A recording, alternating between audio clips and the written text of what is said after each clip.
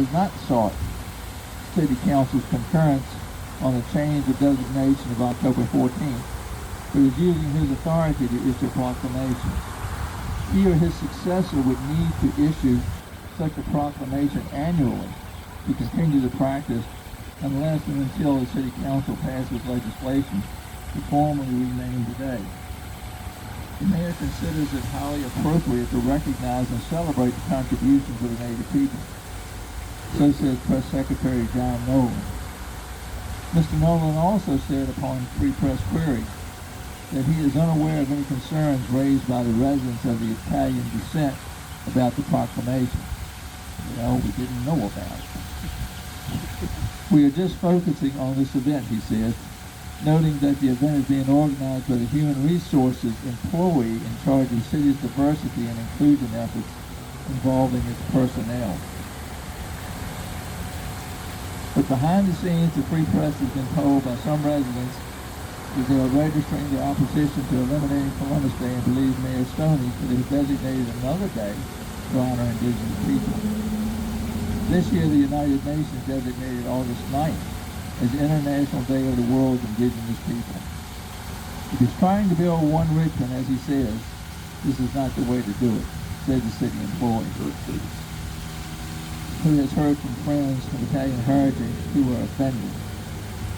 I thought he was a smart politician, but what he has done in favor of one group is a slap in the face to another. If he did that in New York or Philadelphia, he'd be run out of town. There are a lot of people with Italian backgrounds in this city. And why else would Richmond have a statue of Columbus? There is no reason to insult them to honor another group. So says the Richmond Press, and I agree with them. This day of celebration is about us, as Italians and Italian Americans, coming together at this statue that was donated to the city by the Italian community in 1927 to honor Columbus, and at the same time honoring our ancestors who struggled and sacrificed to make this donation possible. The mayor and city needs to rethink their decision and do it quickly.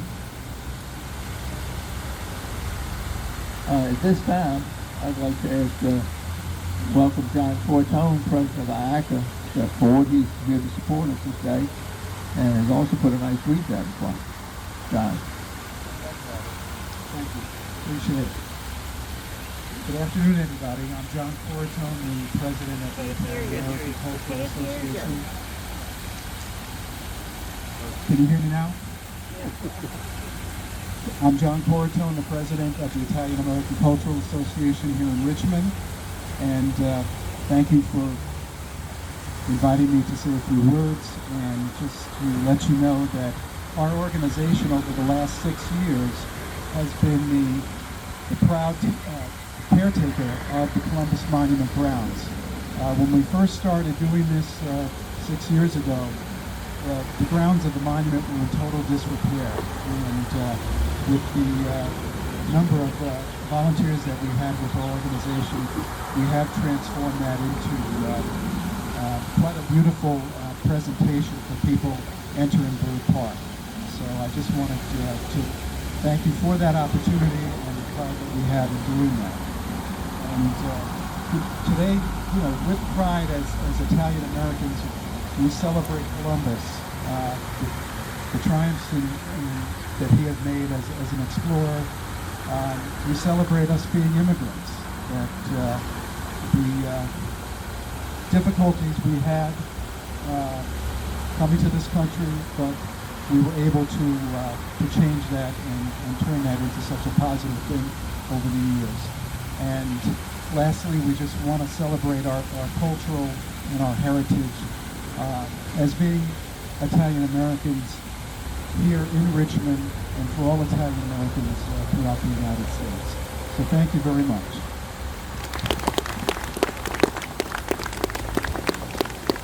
Thank you, John.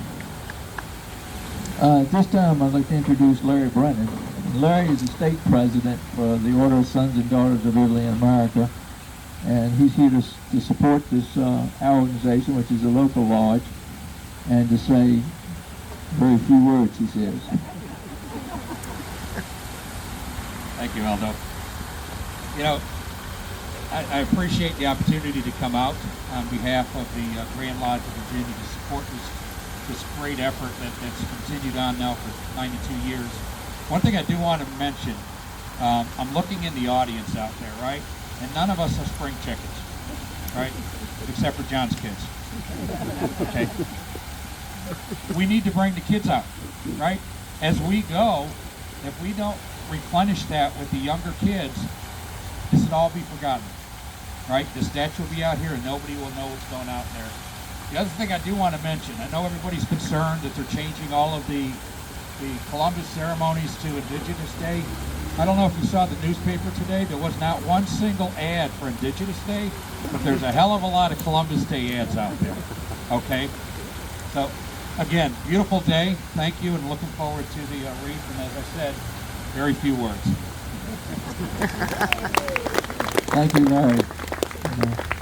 Larry traveled all the way up here from Portsmouth area to be with us. Also with us today is the District Master of the Knights of Columbus 4th Degree, Steve Roschke. I'd ask Steve to come forward, and he has a few comments for us. Thank you.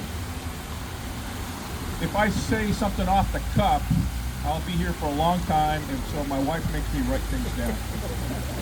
But I would like to thank the Lodge and the Order of Sons and Daughters of Italy for America for this opportunity to say a few words about the Knights of Columbus namesake, Christopher Columbus.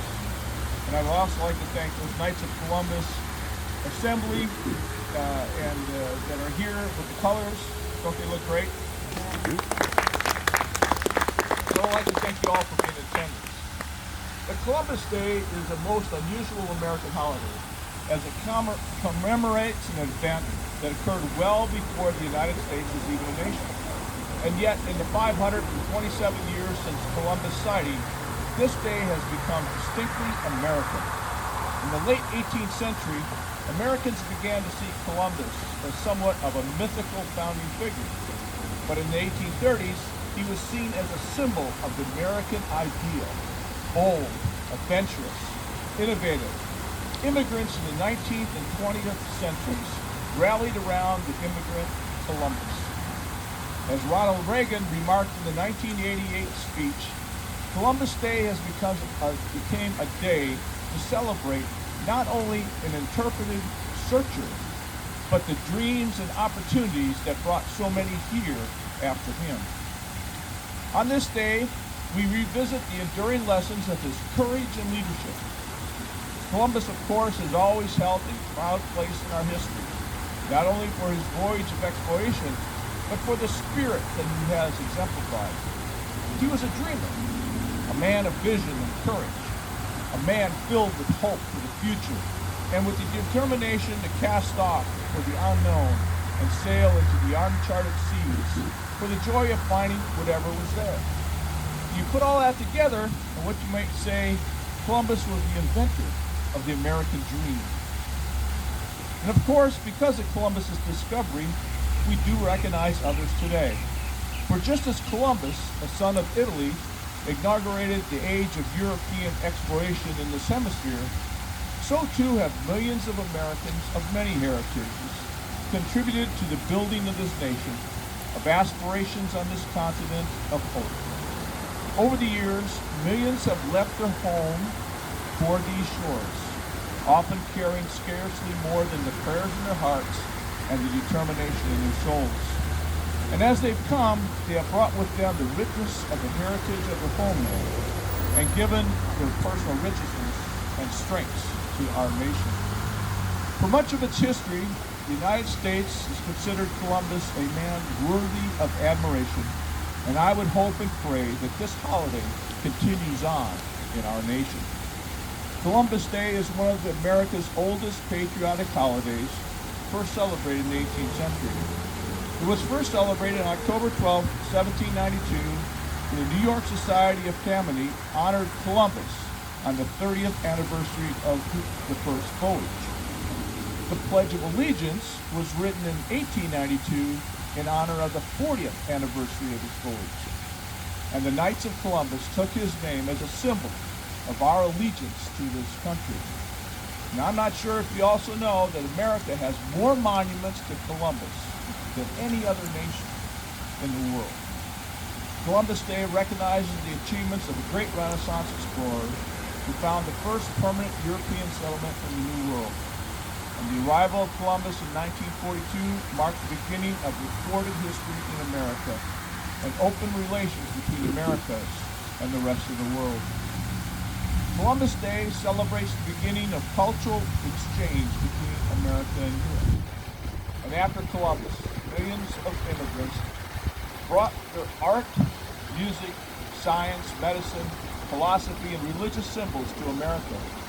And these contributions have helped shape the United States and included Greek democracy, Roman law, Judeo-Christian ethics, and the belief that all men are created equal.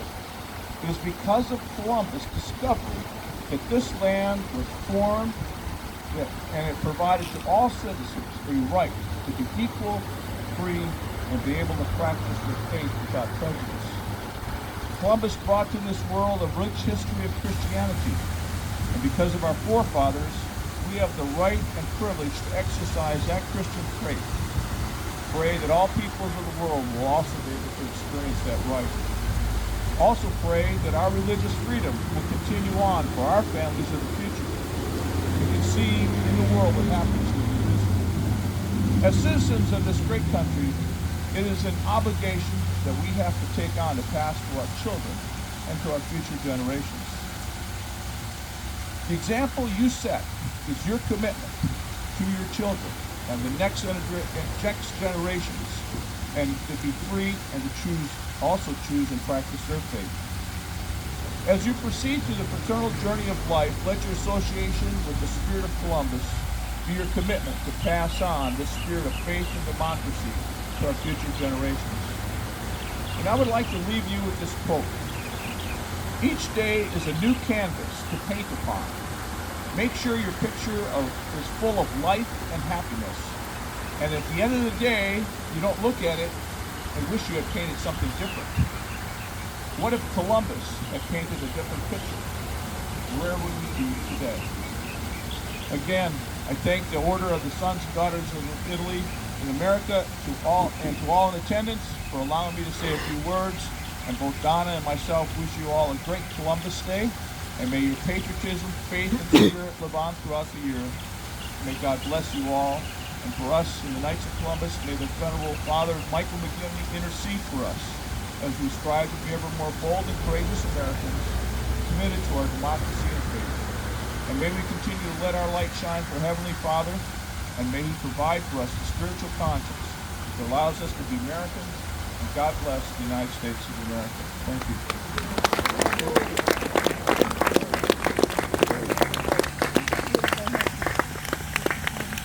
Thank you, Steve. We have another guest here today. He's not really a guest, he's a friend and a member of Giuseppe Verdi. Most of you know him as Chris Lignoli.